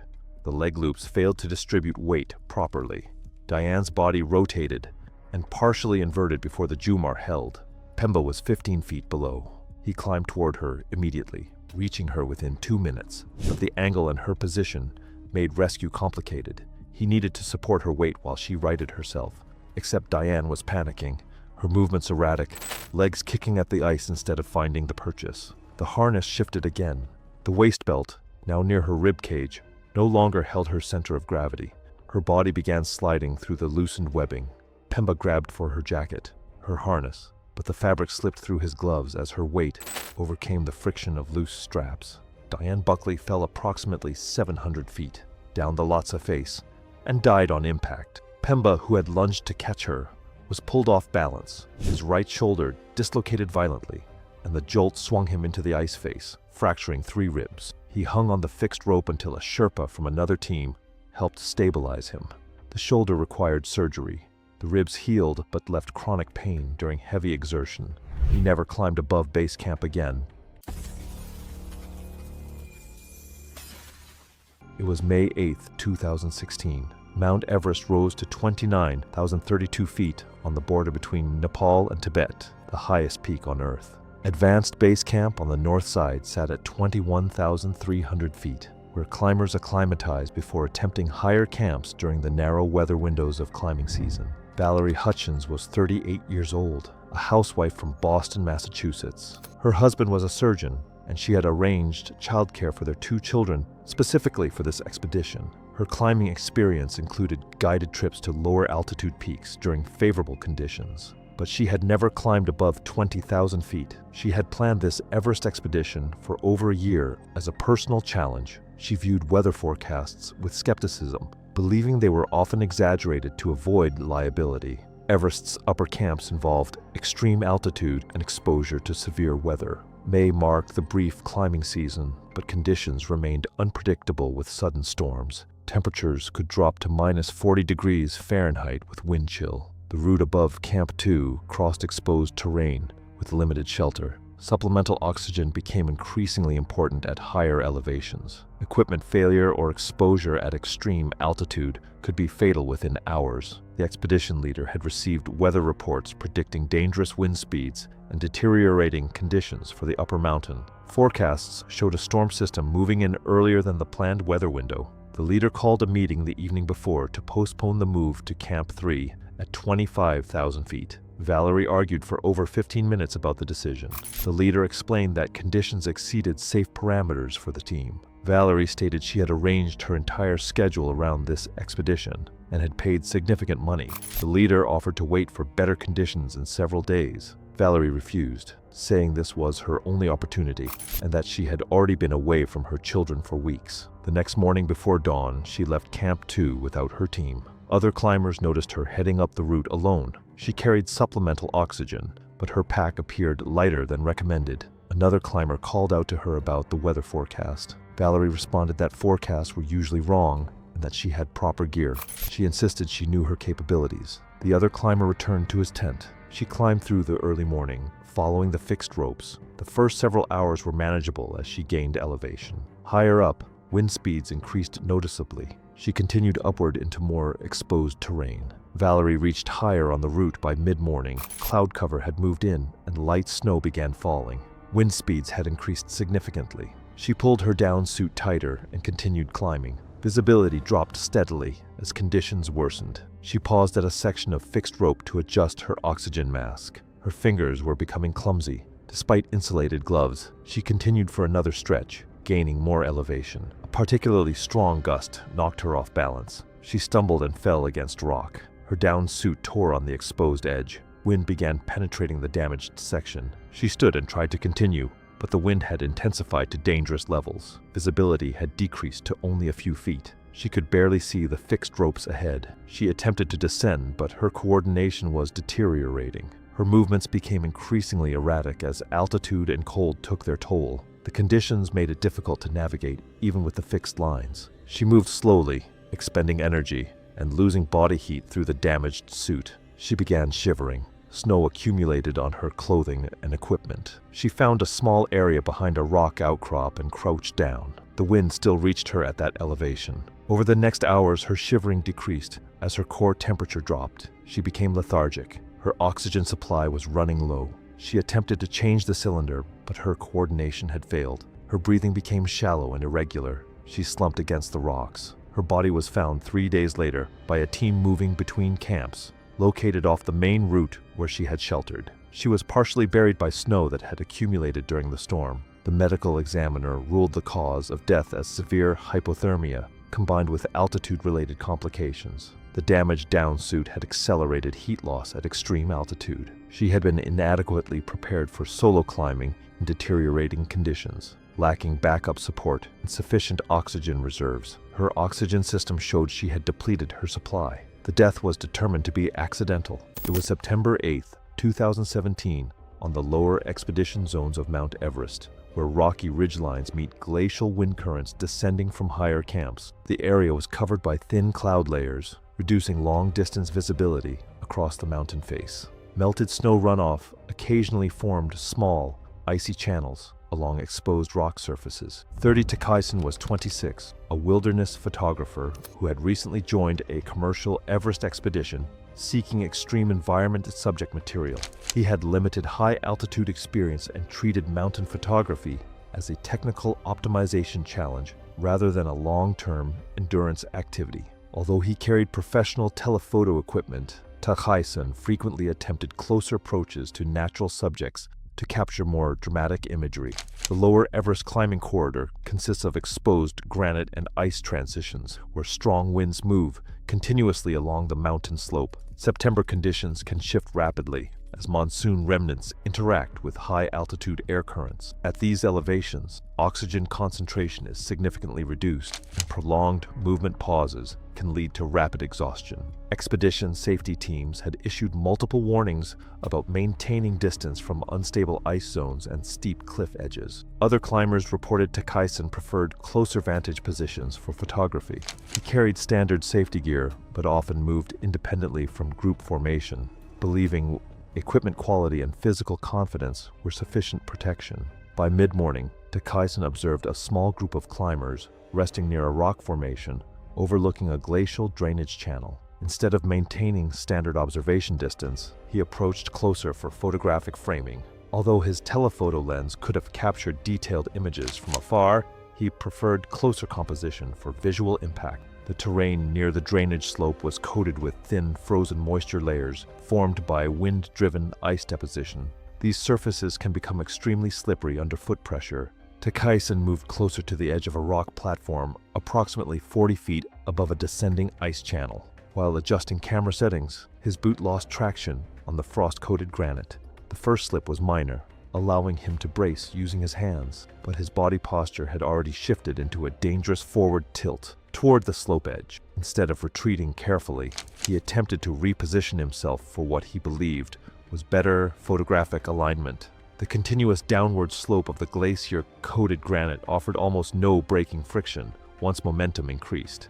Takaisen attempted to use his hands and boots to slow the slide by pressing against the icy surface, but the frost layer behaved like a solid, polished plane. High-altitude oxygen reduction likely impaired reaction speed, making controlled self-arrest movements difficult under the rapid acceleration. Wind exposure further destabilized body control during the descent. The second movement caused complete loss of balance. Takaisen began sliding down the ice-polished rock surface. Acceleration increased as slope angle steepened, and friction resistance decreased. During the uncontrolled descent, he struck several protruding rock edges that likely caused deep internal injuries and skeletal trauma. The slide ended when he fell from a lower rock ledge onto a sloped ice field below.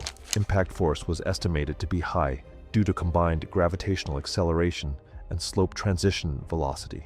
The fall caused severe chest trauma and multiple fractures, leaving him unable to move. Nearby climbers witnessed the fall and transmitted emergency distress signals once communication devices functioned under signal stability. However, strong mountain winds and low cloud cover prevented helicopter evacuation. Rescue teams were delayed until weather conditions improved. Takaisen was found several hours later by expedition medical staff, unconscious on the ice slope. Medical evaluation determined cause of death as severe traumatic injury combined with high-altitude hypoxia and exposure-related physiological collapse. His camera equipment was recovered, including images documenting his progressive movement closer to the hazardous slope zone. Expedition records later used the case as a safety example of route discipline failure and risk misjudgment above the mid-expedition camps of Mount Everest. The incident was included in mountain safety documentation, emphasizing that in extreme altitude environments,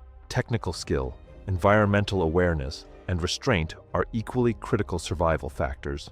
It was May 8, 2016. Camp 2 sat at 21,000 feet in the western CUBM, a vast glacial valley between the towering walls of Everest's southwest face and the Nups Ridge. The afternoon sun turned the CWM into a furnace, with temperatures reaching 80 degrees Fahrenheit, despite the altitude, while climbers prepared for their next acclimatization rotation. Sharon Holbrook was 42 years old, a senior vice president at a pharmaceutical company in Boston, who had built her career on efficiency metrics and process optimization. She had completed Kilimanjaro and Aconcagua faster than standard itineraries by eliminating rest days, reinforcing her belief that most limitations were failures of planning. She arrived with a modified 38-day timeline, nearly 40% faster than standard, and immediately demanded the expedition leader review her plan. When he declined, she suggested he was inflexible and resistant to innovation. At 21,000 feet, the air contains roughly 50% of the oxygen available at sea level. Acclimatization requires the body to produce additional red blood cells over weeks of gradual exposure. Cerebral edema occurs when fluid accumulates in brain tissue due to inadequate acclimatization, causing swelling, confusion, loss of coordination, and death if not treated with immediate descent. During the initial briefing, the lead guide outlined the acclimatization schedule: 3 rotations with rest days between each, followed by a summit push. Sharon immediately interrupted with her spreadsheet, which eliminated several rest days. The guide explained the schedule was based on decades of high-altitude physiology research. Sharon argued her fitness proved she acclimatized faster than average, and that the standard timeline was designed for out-of-shape clients. She made repeated comments over the following days about the expedition company's outdated methods. After the first rotation, Sharon spent her mandatory rest day working on her laptop and taking business calls. When reminded that rest days were for actual rest, she stated she knew her body's needs better than any one-size-fits-all schedule. During the second rotation to Camp 2, she deliberately pushed ahead of the group, arriving nearly 2 hours early, then spent the afternoon working rather than resting. That evening, she complained of a mild headache, but declined altitude medication, stating she had experienced the same on Aconcagua and it always resolved. The next morning, climbers noticed she seemed slightly uncoordinated at breakfast. The guide noted her oxygen saturation was lower than expected. Sharon insisted on continuing, stating she hadn't come this far to turn around over minor numbers. The climb to Camp 3 follows the Lhotse face, a steep wall of glacial ice rising nearly 2,500 feet at angles approaching 50 degrees. Sharon started strong, but after 2 hours her pace slowed and her movements became less fluid. At approximately 23,000 feet, she stopped and reported a severe headache and nausea. The guide decided to descend immediately. Sharon accused him of being overly cautious and argued they were nearly at Camp 3.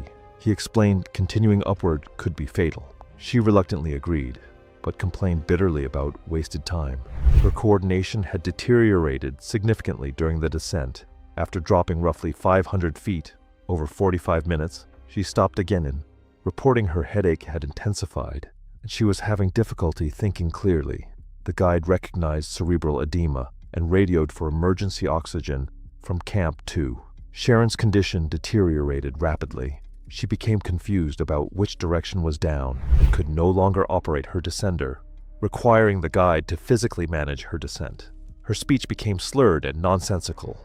At approximately 22,700 feet, she became completely unresponsive. The guide from Camp 2 arrived with oxygen 20 minutes later. There was no improvement. 2 Sherpas arrived with a rescue sled and began lowering Sharon down the Lhotse face, a descent that took nearly 4 hours. She remained unconscious, her breathing increasingly labored. Despite supplemental oxygen, they reached Camp 2 at 7:30 p.m. The expedition doctor found Sharon unresponsive, with fixed, dilated pupils and irregular breathing, indicating severe cerebral edema with likely brain herniation. Her breathing stopped at 8:15 p.m., Resuscitation efforts continued for 30 minutes without success. Sharon's body was recovered the following morning and airlifted to Kathmandu. The post-mortem confirmed high-altitude cerebral edema. Brain tissue had herniated through the foramen magnum, compressing the brainstem beyond survival. Her red blood cell count indicated a fraction of the acclimatization her altitude demanded. The expedition's incident report documented repeated non-compliance with protocol and refusal of medical intervention at multiple points, with no negligence attributed to guides or staff. It was April 28, 2015. Camp 2 perched precariously on a rocky ledge at 21,300 feet, where every drop of water was precious and fuel supplies meant the difference between survival and death. The extreme altitude and harsh conditions made resource management critical for survival in this unforgiving environment. Evangeline Worthington Blake was 38, a corporate compliance officer from Massachusetts whose career centered on identifying contamination risks and enforcing cleanliness standards. She approached every situation with checklists and protocols, believing that proper procedures could eliminate any risk. Her outdoor experience consisted of day hikes in New England and 2 weekend camping trips, but she had never used mountaineering equipment or slept above 3,000 feet.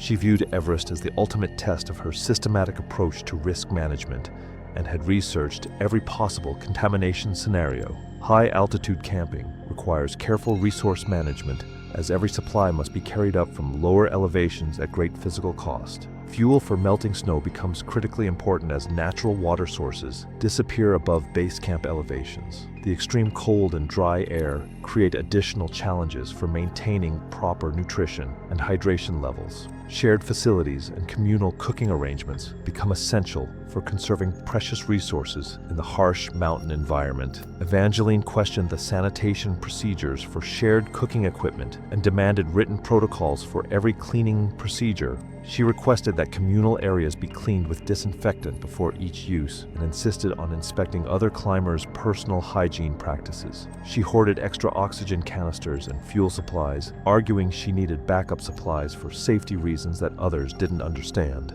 She refused to share cooking duties, stating that others didn't meet her cleanliness standards, and demanded that meal preparation be done separately from the group kitchen area. When other climbers used the communal water station, she complained they weren't washing their hands frequently enough and posed contamination risk to the entire expedition.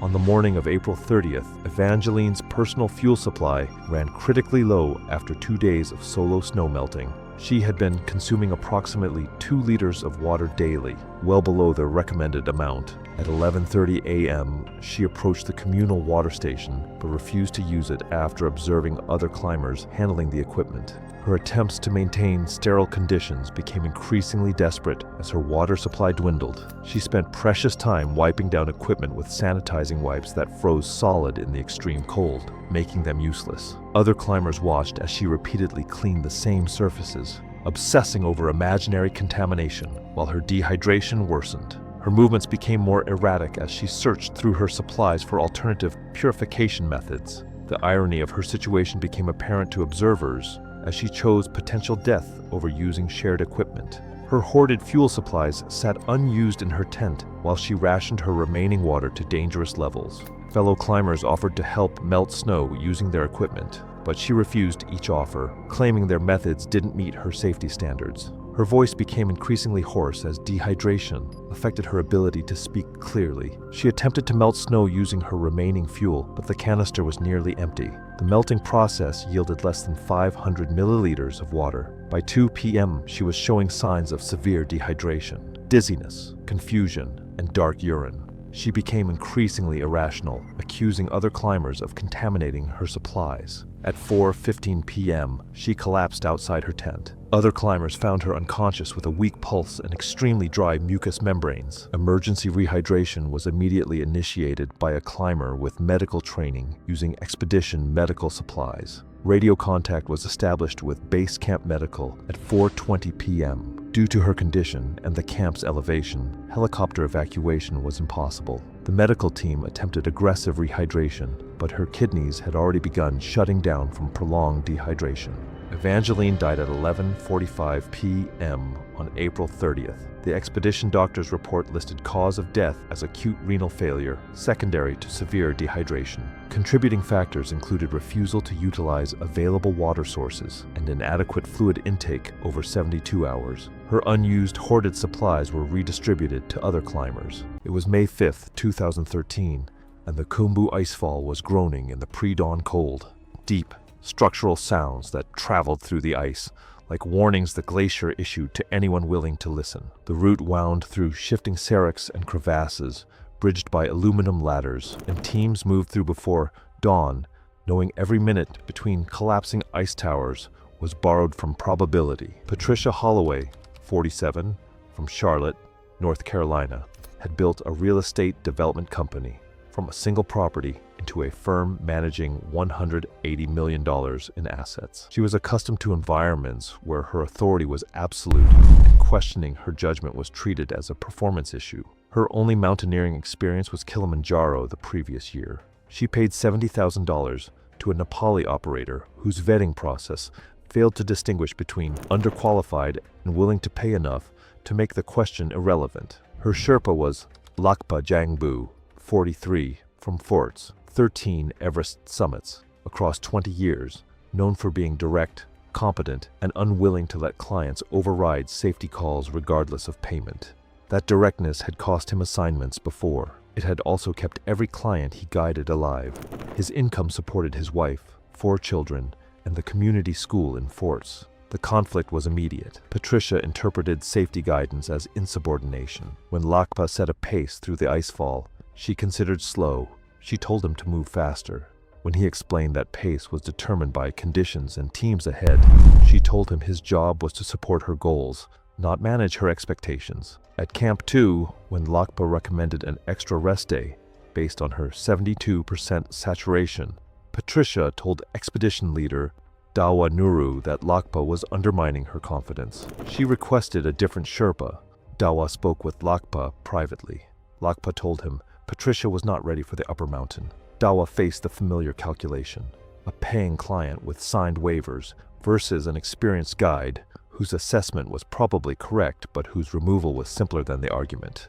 Dawa reassigned Lakpa and replaced him with Ong Chering, a 26-year-old assistant on his 3rd Everest season. Ong Chering had 2 summits and solid skills, but lacked the years that told older guides when a situation was heading toward a disaster. The reassignment sent a clear message to every Sherpa on the team: the client's preference outranked the guide's judgment. Lakpa returned to base camp and waited. On summit night, Lakpa stood outside his tent and watched the chain of headlamps moving up the southeast ridge in the dark. He could not tell which light was Patricia's. He didn't need to.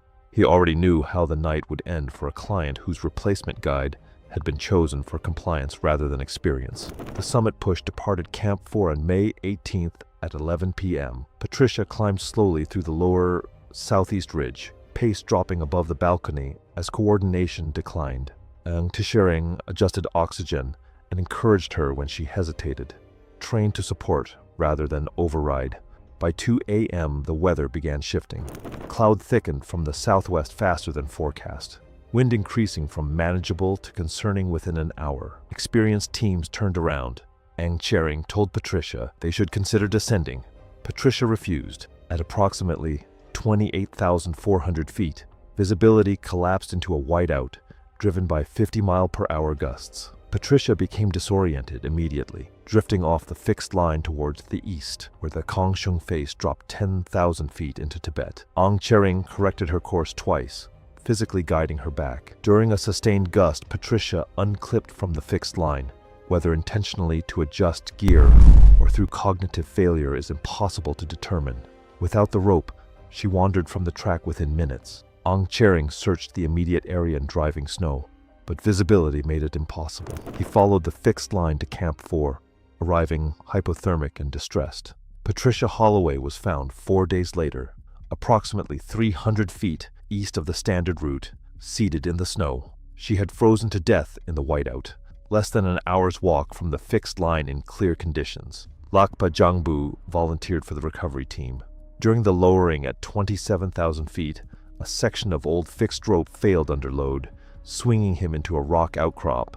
The impact hyperextended his left knee and tore the ligaments. Surgery in Kathmandu repaired the worst damage, but the knee could not tolerate sustained load-bearing at altitude. Lakpa retired from expedition work at 43 and took a position training young guides in forts, teaching them, among other things, how to manage the clients who believed money replaced the judgment it was meant to support. It was May 11, 2017. Mount Everest rose to 29,032 feet on the border between Nepal and Tibet, the highest peak on Earth. At Camp 2 in the western CWM, climbers rested in their tents at 21,000 feet, preparing for rotations to higher camps. Shelby Fairchild was 51 years old, a grandmother and part-time yoga instructor from Greenwich, Connecticut. She had recently become a grandmother and wanted to prove she was still capable of major physical achievements. She had paid significant money for a guided Everest expedition using inheritance funds. Her climbing experience included guided trips to Kilimanjaro and a failed attempt on Aconcagua, where she had turned back due to altitude sickness. She was fit for her age but had never spent extended time above 20,000 feet. She viewed the expedition as a once-in-a-lifetime opportunity and was determined to be the grandmother who summited Everest. Everest's extreme altitude created severe physiological challenges. Above 21,000 feet, the body deteriorated rapidly. Oxygen levels were a fraction of sea level. Altitude sickness could progress from mild symptoms to life-threatening conditions within hours. High-altitude pulmonary edema involved fluid accumulation in the lungs, causing breathing difficulty and chest tightness. The only effective treatment was rapid descent to lower elevation. Supplemental oxygen provided temporary relief, but was not a substitute for descent. Climbers needed to carry their own equipment and maintain self-sufficiency even with guide support. The expedition had spent weeks acclimatizing through rotations between camps. Shelby had complained of headaches for multiple days, but insisted they were tension headaches from stress. The lead guide conducted daily health checks. At Camp 2, Shelby's oxygen saturation was measured below the normal range for that altitude. She had developed a persistent dry cough. The guide recommended descending to base camp for rest and monitoring. Shelby refused, stating she was on a schedule and needed to continue upward to Camp 3.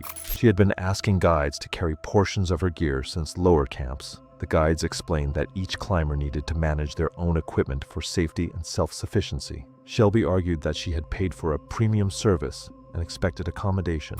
She stated that carrying equipment was what guides were for. The guides explained that at extreme altitude, each person needed to be self-sufficient. Shelby became irritated and mentioned the significant amount of money she had invested in the expedition. By evening, Shelby's cough had worsened, and she was breathing more rapidly than normal.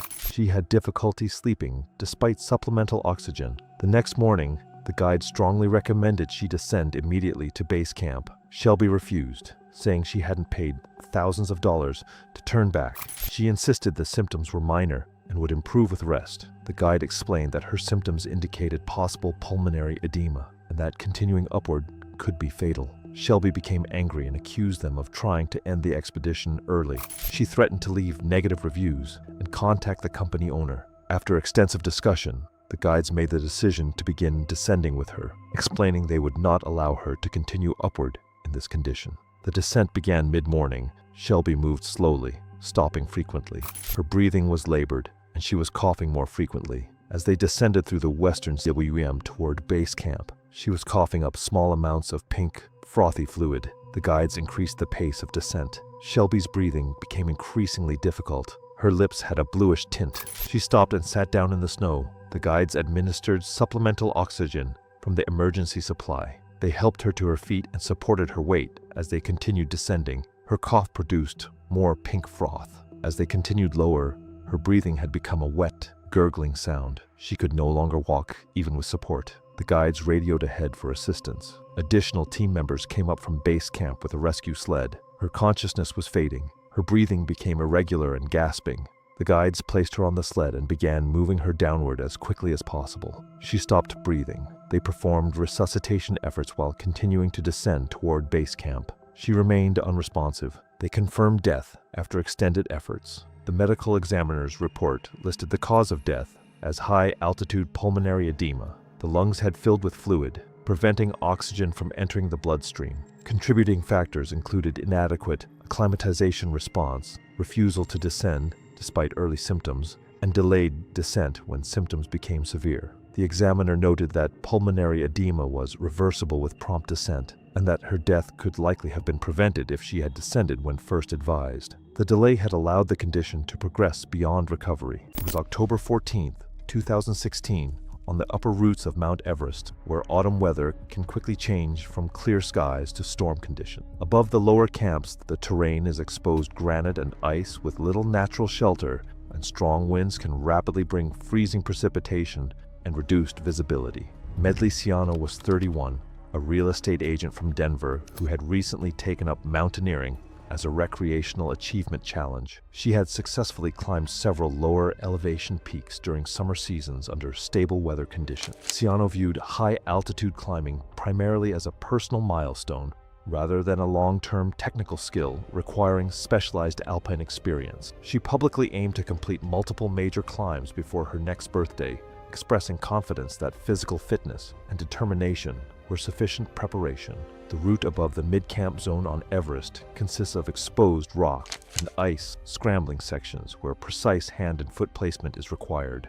October mountain conditions often involve extreme temperature drops, strong wind currents, and rapidly forming ice layers on rock surfaces. When moisture combines with freezing wind exposure, granite and ice paths can become extremely slippery. Hypothermia risk increases sharply when climbers are exposed to wet wind without protective shelter. Weather briefings issued by expedition guides warned of high-altitude wind activity later in the day. Some climbers delayed summit rotations. After reviewing the forecast, Ciano began her ascent early under relatively calm sky conditions, dismissing the warning as conservative risk messaging. She progressed efficiently toward the upper route zone, maintaining steady pace and confidence in her physical endurance. Across the climbing path, atmospheric visibility started decreasing. Ciano continued upward, believing that turning back was unnecessary since she was already deep into the ascent zone. This decision reflected strong reliance on personal judgment rather than environmental risk indicators. Front arrived, bringing wind speeds exceeding 60 miles per hour and horizontal sleet. Visibility dropped to less than 10 feet within minutes as ice particles coated exposed granite and rock surfaces. Ciano attempted to continue upward rather than retreat towards safer lower ground. During traversal of a narrow ridge segment, she misinterpreted route markers under low visibility and began climbing a steeper rock face instead of following the fixed ledge system. Approximately 20 minutes into the storm, her left foot lost traction on iced granite. She attempted to grab a handhold but encountered smooth, wet rock surfaces. Her body shifted backward, losing contact with the climbing line. She fell approximately 40 feet down a rock wall, striking several protruding stone edges before landing on a narrow ledge platform. The fall resulted in a compound fracture of her left leg, multiple rib fractures, and a serious head injury. Ciano was stranded on a ledge, roughly 8 feet wide, fully exposed to wind-driven snow and sleet. Over the following hours, progressive hypothermia developed as moisture penetrated her clothing system. Shock from traumatic injuries further impaired cognitive function as core body temperature declined. Ciano activated her personal emergency beacon during the fall. Rescue authorities received the signal, but aerial evacuation was impossible due to sustained high winds and poor visibility across the upper mountain zone. Search and rescue teams remained grounded until weather conditions improved. A recovery team reached the location the following morning. Ciano was found deceased on the ledge. Medical review determined cause of death as severe hypothermia, compounded by traumatic injuries and prolonged environmental exposure. Beacon telemetry data suggested survival for several hours after the fall. The incident was later documented in expedition safety summaries as a preventable exposure fatality associated with delayed descent, environmental risk underestimation, and overconfidence in physical conditioning on the upper slopes of Mount Everest. It was April 12, 2015. The Khumbu Icefall stretched ahead at 17,900 feet, a maze of shifting ice towers and hidden crevasses on the lower slopes of Mount Everest. The morning sun had already begun softening the ice, making the route more unstable with each passing hour. Meredith Tennyson was 29 years old, a travel writer from Portland who had documented budget adventures across Southeast Asia and South America. When the expedition company sent pre-trip training recommendations, she dismissed them as excessive. reasoning that she had paid for professional guides to handle the difficult parts. She arrived in Nepal having done no altitude training, no weighted pack work, and minimal cardiovascular conditioning. She had repeatedly emailed the company questioning why porter services weren't more comprehensive. The Khumbu Icefall sits at the base of Everest's western Sea Badawam, a constantly shifting labyrinth where massive ice blocks balance precariously on the moving Khumbu Glacier. The glacier flows downward at roughly 3 to 4 feet per day, causing the ice to crack and collapse without warning. The route requires climbers to navigate aluminum ladders lashed together across deep crevasses, spanning 20 feet or more. The expedition leader conducted a briefing at base camp, explaining that climbers must carry their own packs through technical sections. Meredith immediately interrupted, stating she expected Sherpas to handle gear transport. The guide explained that safety regulations required self-sufficiency, but Meredith argued the policy was about cutting costs. During practice sessions, she struggled badly with ladder crossings and rejected suggestions for additional training, stating the guide's job was to get her up the mountain. On the morning of April 12th, the team departed base camp at 3 a.m. Within the first hour, Meredith fell behind, stopping frequently and demanding to know why a Sherpa couldn't carry her camera bag. By the time they reached the first major ladder crossing at dawn, she had been climbing for nearly 4 hours and was visibly exhausted. At approximately 7:30 a.m., they reached a section where 3 aluminum ladders spanned a crevasse roughly 30 feet wide. Meredith clipped in and started across, but her exhausted legs shook with each step. Halfway across, she stopped moving entirely, frozen as the ladders swayed. She remained motionless for nearly 3 minutes before reaching the far side in near panic. She sat down immediately, refusing to continue. When the guide explained they needed to keep moving as the ice was becoming unstable, Meredith snapped that she was the client and would rest as long as she needed. After 15 minutes, they continued upward. At 9:15 a.m., another crossing took nearly 8 minutes. Once across, she blamed the guide for pushing too hard. The guide made a radio call, and the decision was made to descend back to base camp. At 10:45 a.m., while descending, Meredith unclipped from the fixed rope and wandered roughly 15 feet to the side to photograph the route. The guide immediately called for her to return. She ignored him, taking 3 more steps onto what appeared to be solid ice. The surface collapsed beneath her, and she dropped through a hidden snow bridge into a crevasse, falling approximately 40 feet before wedging between the narrowing ice walls. The guide immediately radioed for help and anchored himself at the edge. 2 Sherpas arrived within 30 minutes with rescue equipment. One Sherpa was lowered into the crevasse and found Meredith wedged at the shoulders, semi-conscious and bleeding from a head wound.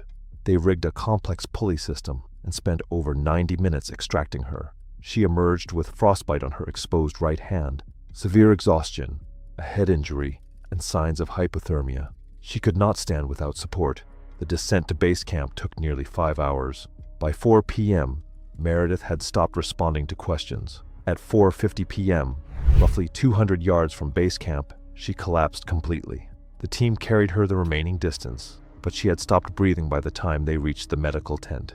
Resuscitation attempts continued for 40 minutes without success. The medical officer determined that Meredith had died from a combination of head trauma, severe hypothermia, and cardiac arrest. The fall had caused a skull fracture and significant blood loss, while her core temperature had dropped to critical levels during the extended period.